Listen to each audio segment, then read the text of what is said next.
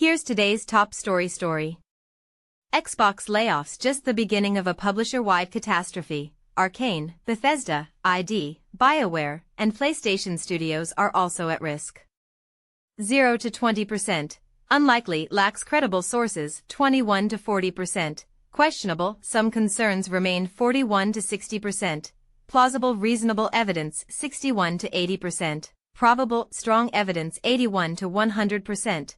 Highly likely, multiple reliable sources, 85%. Highly likely. We had been waiting for the Xbox layoffs news since last week, and a few hours ago, several trustworthy sources started reporting that Compulsion Games, Double Fine Productions, and Ninja Theory are all at risk of being shut down, though they are currently trying to negotiate alternative solutions, like being sold or going independent.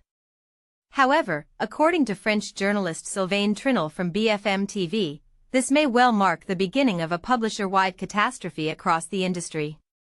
He name-dropped a lot of studios that might soon be affected by either studio closures or layoffs, and they were a mix of studios notoriously in financial difficulty and a few unsuspecting ones. Arkane Lyon, Bethesda Game Studios, ID Software, BioWare, Don't Nod, Quantic Dream, PlayStation Studios. Let's delve into each case. Arkane Lyon, according to Trinel, is at real risk of being shut down. This isn't technically a new rumor, as there have been plenty of hints in that direction. Following the Xbox Games showcase earlier this month, insider Jeff Grubb said their next project, Marvel's Blade, might be dead, though he later retracted the claim.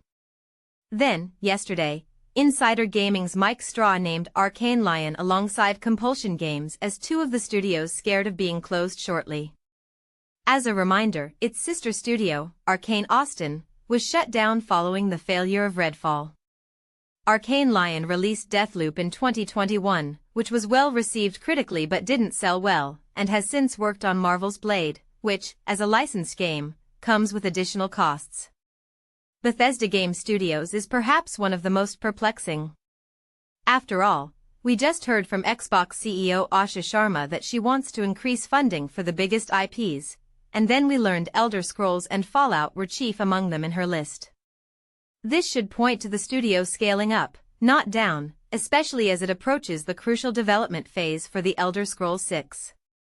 BGS also supports Fallout 76, but that game is going well, so it wouldn't make a lot of sense to cut that team either. ID Software is also certainly a bit of a surprise. The studio's latest game, Doom, The Dark Ages, certainly performed at least adequately, and it's getting a DLC next month. Perhaps they will soon cancel an unannounced project? Moving out of Xbox's internal studios, BioWare is not a surprise in that their last 2 to 3 games haven't sold nearly as much as publisher Electronic Arts had hoped. However, the Canadian studio had already suffered several rounds of layoffs and, as last year, was believed to have fewer than 100 employees.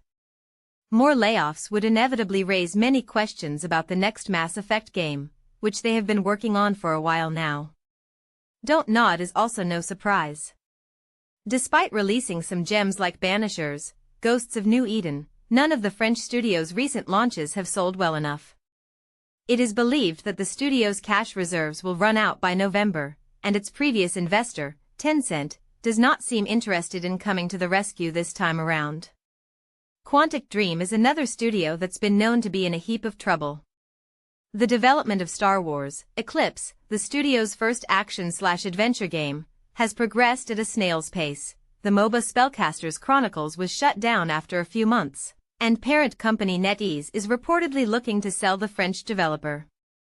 Finally, Trinel also mentioned that there would be trouble at PlayStation Studios. A fellow ex-user guessed it might be Bungie and Housemarque due to the lower-than-expected sales of Marathon and Saros, respectively, though. The French journalist replied to keep an eye out, but not necessarily for those studios. When we look at other teams that Sony might trim down, Media Molecule is certainly a strong candidate, as they haven't released anything since 2020's Dreams, which was financially unsuccessful. Then there's Haven Studios, their heist shooter, Fair Games, was rumored to be transformed into an extraction shooter, but maybe that didn't convince Sony. Overall, Trinel reckons we'll hear more about these layoffs and studio closures before the end of the month, as publishers attempt to get leaner before the end of the current fiscal year and the beginning of the new one. Unfortunately, this might result in thousands of layoffs across the game industry.